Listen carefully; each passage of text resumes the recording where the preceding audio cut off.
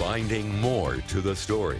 This is ABC 6 News Tonight with Betsy Singer. Federal officials and technology experts say we are currently at war in cyberspace against foreign enemies.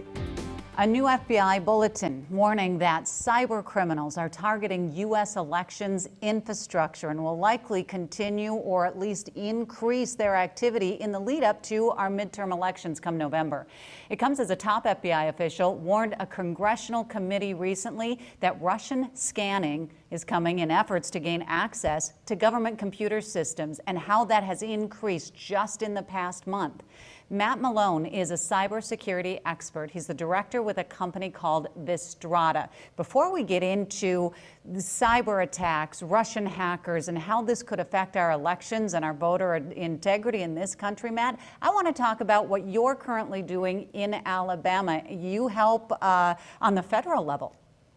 Yeah, so we help organizations in the Department of Defense become compliant with security. As you just led into the story, that's a very big concern today.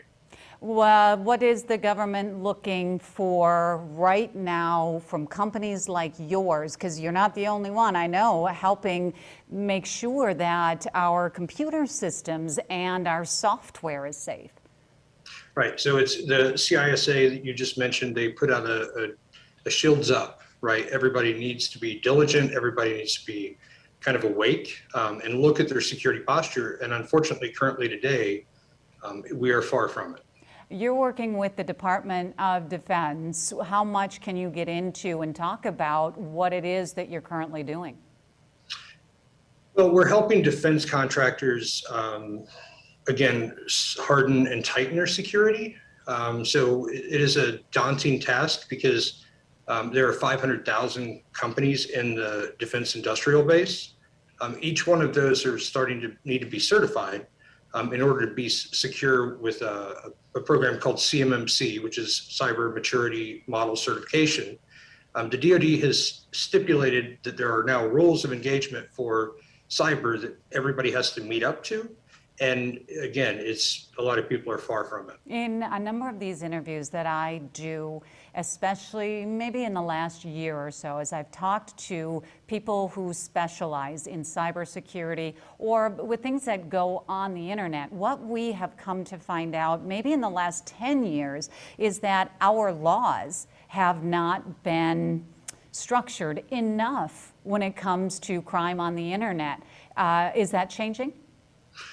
So you're starting to see it more and more. So every state is becoming, has their own security. So in California, it's CCDA, internationally, it's GDPR.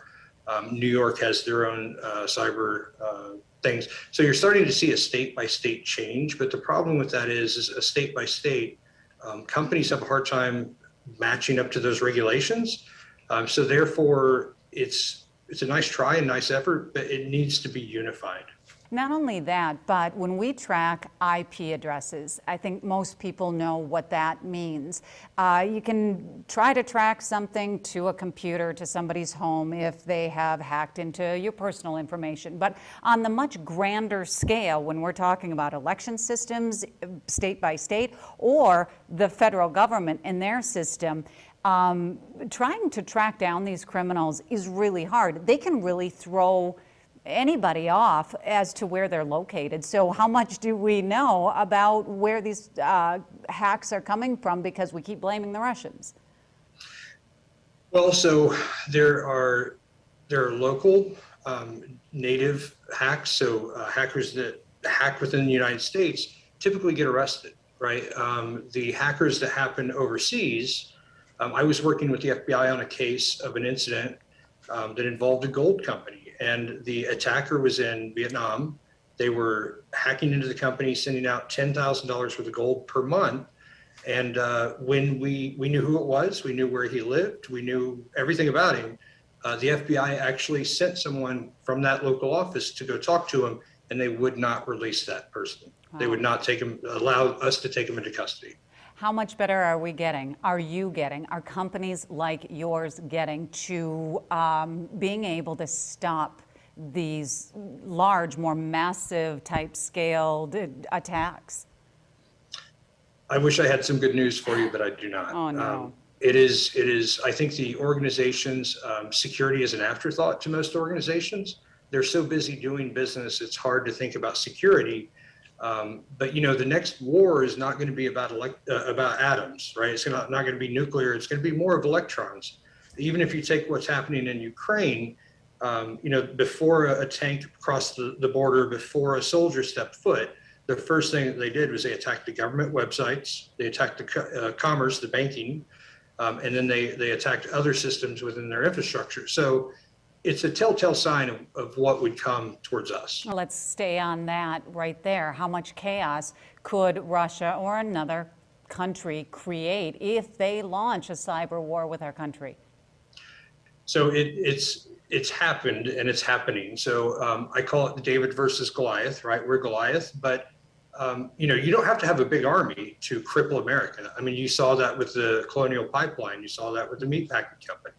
There was a water filtration system in Florida that was attacked and poisoned. There was a power grid in California that was shut down remotely. Those are trials before effort, right? So it showed very clearly how vulnerable we are. And if you think about just our infrastructure on roads and bridges, think about it from technology too. A road and bridge may erode over 20 years, but a security infrastructure can erode within 2 or 5. Oh, so you're not giving us a whole lot of hope with where things are going. It makes news when something big happens. Otherwise, we don't hear a lot of the cyber crime things that are happening. So let's try to leave on a positive note. Is there some positive news moving forward? So I think more organizations, especially with what happened in Ukraine and things like that, people are starting to be fearful, right? And fear breeds change. So I am seeing an uptick in our business, right? We have been extremely busy with cybersecurity, but the hope is that we'll get more people trained in cyber, and that we can fix more of these problems. Yeah, we really should be targeting to get more, like our high school students who are going into college, to look into doing that as well. I really appreciate your time, Matt, with this, and of course, the work that you're doing. It is so important. Thank you.